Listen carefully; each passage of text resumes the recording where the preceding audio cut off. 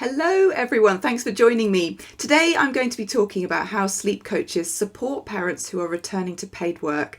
I know this is an issue that comes up all the time when you're working with families. So in this video, I'll be sharing 7 key areas to consider when you're working with a parent who is returning to work, including navigating complex emotions, understanding other sources of parental fatigue, finding energy outside the home, transition timings, considering the age of the child and their developmental stage, expecting bumps in the road, and adaptable childcare.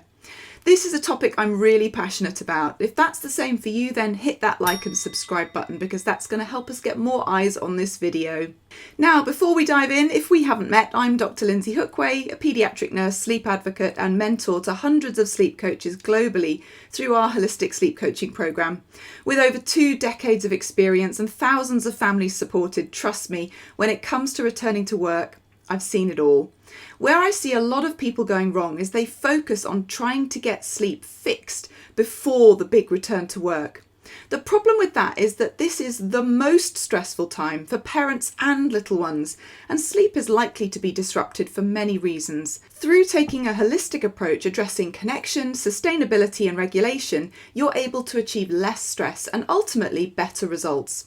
A great example is one of our graduates, Michelle, from our holistic sleep coaching program, who supports many clients returning to work.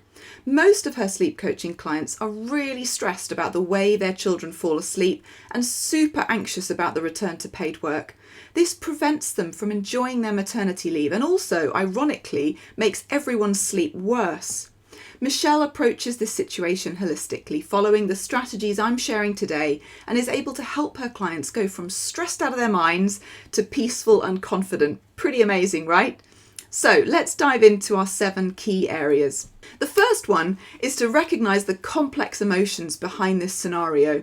Many mothers and parents contact a sleep coach feeling concerned that their little one won't be able to continue with their current pattern of falling asleep with parental support once they've gone back to work.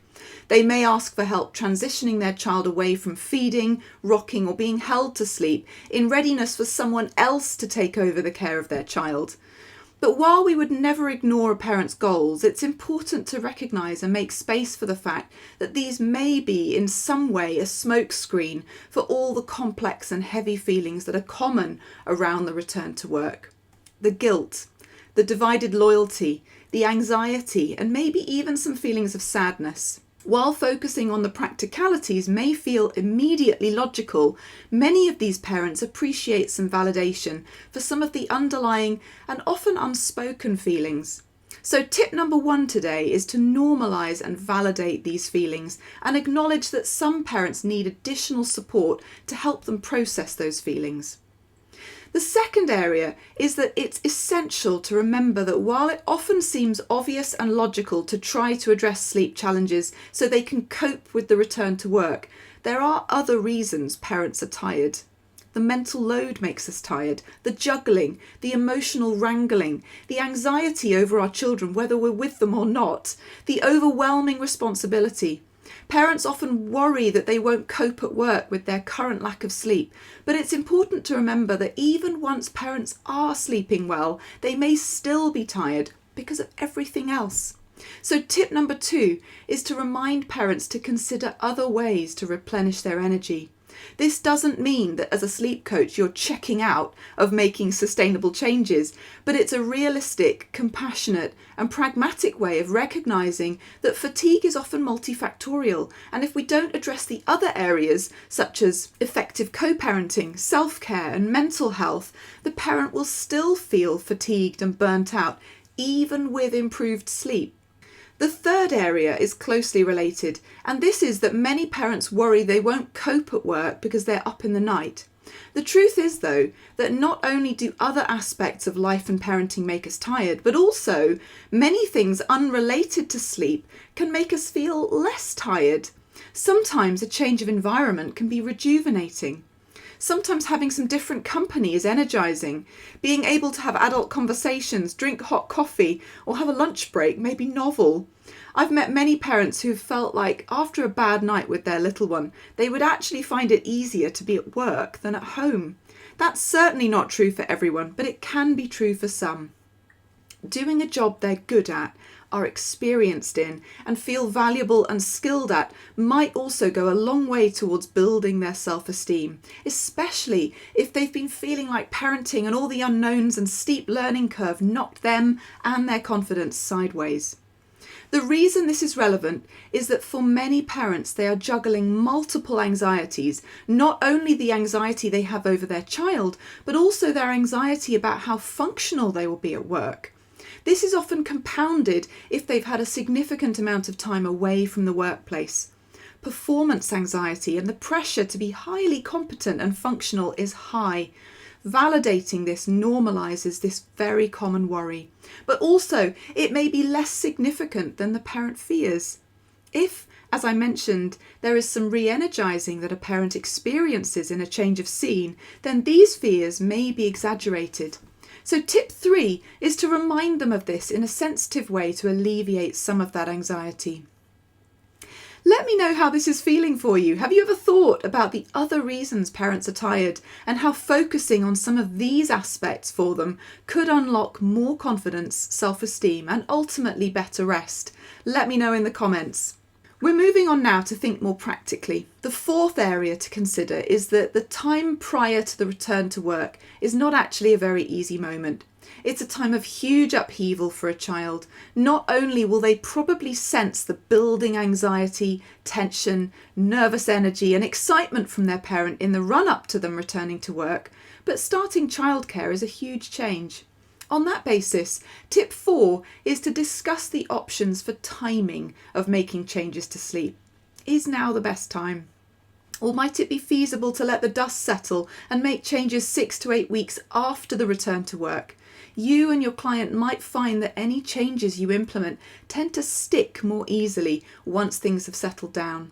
The fifth area to talk about with your client is their child's age and developmental stage. I'm aware that everyone returns to work at different times. Some people have just a couple of weeks, while others may have several months or even a year. For others, they may have had a career break to raise their children for a time. So we could be talking about clients with children at a vast age range here.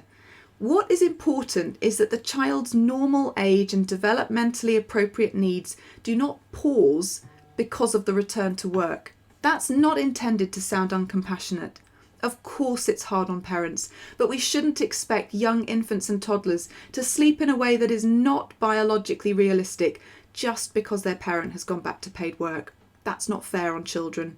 So tip 5 is to discuss sensitively the need to be realistic about expectations around sleep given the child's age and stage. Moving on to the 6th area and tip. This is a caution to expect bumps in the road. Sleep progress is never linear, and this is even more true when there's a big change like starting childcare in the mix. Progress may be 1 step forward and 2 steps back. It's common for parents to become discouraged, so remember to regularly check back and see the overall progress over time, rather than focusing on setbacks, which can be discouraging. Whenever children are more dysregulated, their need for more co-regulation is absolutely normal. Keep the faith, stay calm, and remember that your reassuring guidance at this huge time of change will be really therapeutic.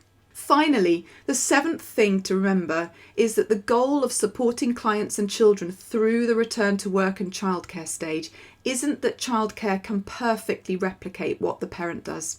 The childcare will find their own way, and that's okay. The parent does not need to stop doing something they love in the belief that this will make nursery's life easier.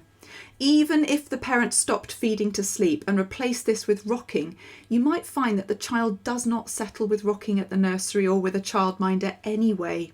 So there's an argument for remembering that young children are intelligent and adaptable. There's no point in working towards a goal that will make the parent feel like they've lost something meaningful, only for it to be of no practical relevance anyway.